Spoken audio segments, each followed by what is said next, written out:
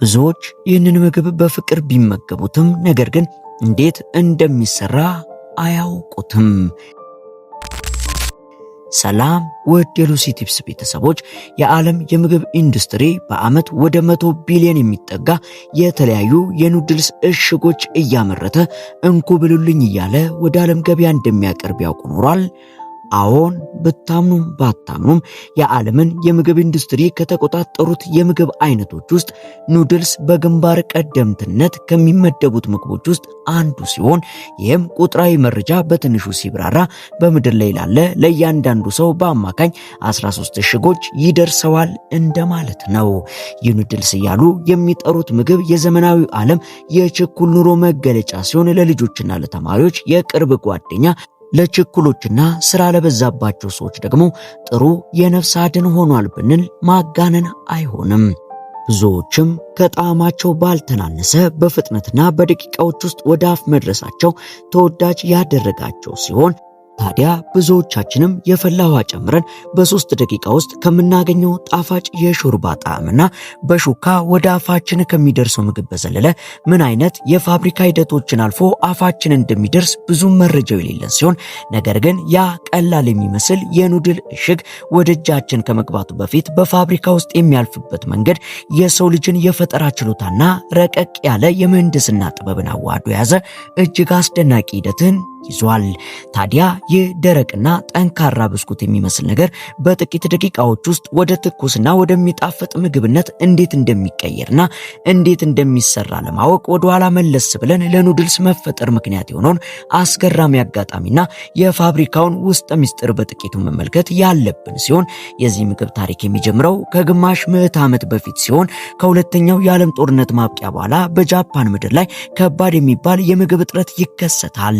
ይህን ጊዜም ህዝቡ በተለያዩ ቦታዎች ላይ በመሆን ርካሽና የእርዳታ ምግቦችን ለመቀበል ግድ የሆነበት ሲሆን ይህን ጊዜም ሙኩፉ አንዶ የተባለ አንድ ግለሰብ በቀዝቃዛዋ ኦሳካ ከተማ ውስጥ ሰዎች ራመን የተባለን የጃፓናውያን ትኩስ ሾርባ ለማግኘት ሲሉ ረጅም ሰልፍ ተሰልፎ ሲጠብቁ ያያል።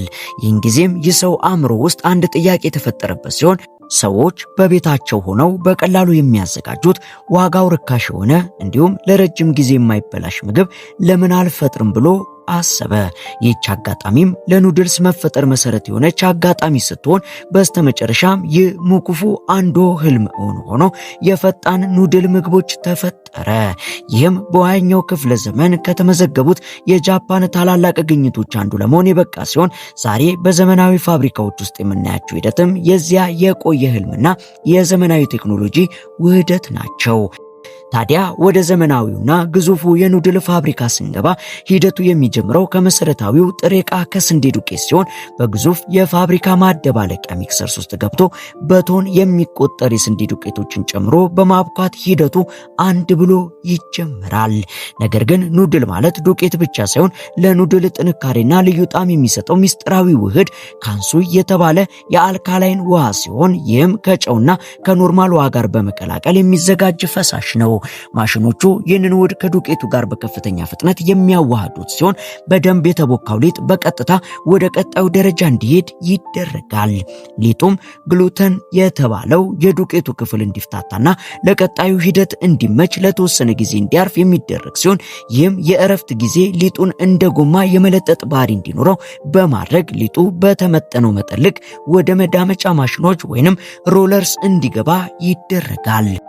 ሊጡ በሮለሮቹ መሃል በተደጋጋሚ ማለፉ የኑድሉን ውፍረትና ቅርጽ ከማስተካከል ባለፈ በኋላ ላይ የምናገኘውን የመለጠጥ ባህሪ እንዲኖረው በማድረግ ኑድሉ በውሃ ውስጥ ሲገባ እንዳይቦካ የሚያደርገው ሲሆን በመቀጠልም ስሱ የሊጥ ሸራ ወደ መቁረጫ ማሽኑ በመግባት ወደ ረጅምና ቀጫጭን ክር መሳይ ክሮች እንዲቀየሩ ይሆናል።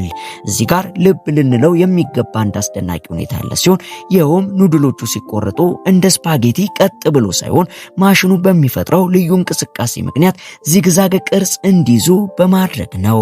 ይህም ቅርጽ ለውበት ብቻ ታስቦ የተሰራ ሳይሆን ኑድሉ ዚግዛግ የሚሆነው በኋላ ላይ በእንፋሎት ሲበስል አየር በመሃሉ እንዲገባ በሾርባ ውስጥ ሲጨመር ሾርባውን አጣብቆ እንዲይዝና በማሸጊያ ውስጥ ብዙ ኑድልን በትንሽ ቦታ ለመያዝ እንዲቻል ታስቦ የተደረገ የተደረገ ነው።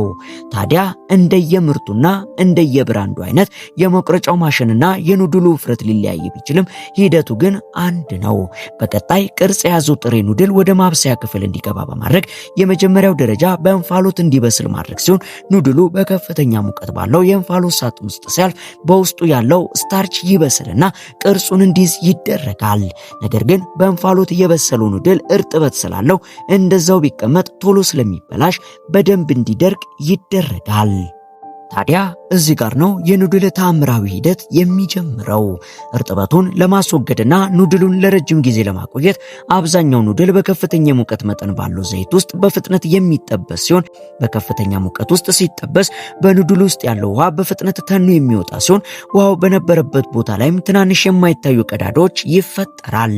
እነዚህ ቀዳዳዎችም በኋላ እኛ በቤት ውስጥ የፈላ ውሃ ስንጨምርበት በፍጥነት ወደ ኑድሉ ገብቶ በደቂቃዎች ውስጥ እንዲለሰልስ የሚያደርጉ ዋነኞቹ ሚስጥሮች ሲሆኑ አንዳንድ ምርቶች ደግሞ በዘይት ከመጥበስ ይልቅ በሞቃት አየር ብቻ እንዲደርቁ በማድረግ ቅባት የሌለው ኑድል ለሚፈልጉ እንደ አማራጭ ሆኖ እንዲቀርብ ይደረጋል። ከመጥበስ ወይም ከማድረቅ ሂደት በኋላ ኑድሉ በጣም ስለሚሞቅ በቀዝቃዛ አየር ፋና አማካኝነት የሙቀት መጠኑ ወደ መደበኛ ሙቀት እንዲወርድ የሚደረግ ሲሆን ይህ ካልሆነ ኑድሉ በራሱ ሙቀት ማብሰሉን ሊቀጥል ወይም ላቦት ፈጥሮ አውጥቶ ሊበላሽ ይችላል። ቀዝቅዞ የደረቀው ኑድልም አሁን በአራት ማዕዘን ወይንም በክብ ቅርጽ እየቆረጠ ወደሚያወጣው ማሽን ለመሄድ ዝግጁ የሆነ ሲሆን ወደ እነዚህ ማሽኖች በመሄድ በሚያስፈልገው የቅርጽ አይነት ይቆራረጣል። ነገር ግን ኑድሉ ብቻውን ጣዕም ስለሌለው ነፍስ የሚዘራበት ዋናው ነገር አብሮት የሚታሸገው የሾርባ ቅመም ሲሆን የሾርባ ዝግጅቱ ራሱን የቻለ ትልቅ ኦፕሬሽን የሚፈልግ በመሆኑ በፋብሪካው ሌላ ክፍል ውስጥ በሚገኙ ግዙፍ ማዘጋጃ ውስጥ የዶሮ፣ የስጋ፣ የሾርባዎች፣ የሽንኩርት፣ የዝንጅብልና ሚስጥራዊ የሆኑ ቅመማ ቅመሞች ተቀላቅለው ለረጅም ሰዓታት እንዲበስሉና እንዲብላሉ ይደረጋል። ይህ ወፍራም ሾርባ በኋላ በዘመናዊ ቴክኖሎጂ ታግዞ እርጥበቱ ተወግዶ ወደ ዱቄትነት እንዲቀየር የሚደረግ ሲሆን የሾርባ ዱቄት ቅመሙ ከደረቁ አትክልቶችና ፕሮቲኖች ጋር ተቀላቅሎ በትንሽ ፓኬቶች የሚታሸግ ሲሆን በመጨረሻም በቅርጽ የተቆራረጠው ኑድልና የቅመም ፓኬቱ በማሸጊያ ማሽኖች አማካኝነት አንድ ላይ እንዲገናኙ በማድረግ እንደየምርቱ አይነት በፕላስቲክ ከረጢት ወይንም በኩባያ ውስጥ ይገባሉ። እሽጎቹም ለገበያ ከመውጣታቸውም በፊት በጣም ጥብቅ የሆነ የጥራት ቁጥጥር የሚደረግባቸው ሲሆን ዘመናዊ ማሽኖች እያንዳንዱን ጥቅል እየመዘኑ ትክክለኛውን ክብደት በማረጋገጥ እንዲሁም በኤክስሬ ማሽኖች በመታገዝ በምርቱ ውስጥ ምንም አይነት የብረት ቁራጭም ሆነ ባዕድ ነገር አለመኖሩን ያጣራሉ። ከማሽን ፍተሻ በተጨማሪ የሰዎች የቅምሻ ቡድንም የተዘጋጀ ሲሆን እነዚህ ባለሙያዎች በየተራ ምርቱን እየቀቀሉ ጣዕሙን፣ የኑድሉን ይዘትና የሾርባውን ጥራት ይፈትሻሉ።